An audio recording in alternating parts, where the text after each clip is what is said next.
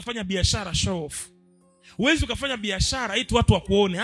Lengo la ndio maana wako matajiri wanafanya biashara za aibu, lakini they don't care, kwa sababu wao hawaangalia aibu ya biashara. Wao wanaangalia nini kinachotoka katika ile biashara.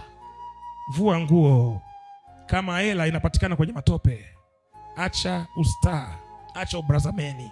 Kama hela inapatikana kwenye grease, vua braza nguo, ingia kwenye grease, utaoga jioni. Wewe ni mtoto wa kiume, wewe ni mwanamke mpambanaji, tafuta riziki yako.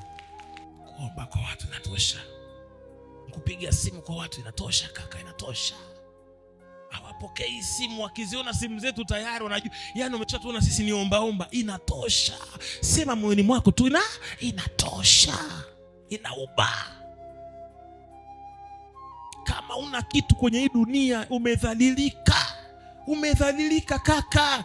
Umedhalilika, hakuna utakapokwenda wakuelewe.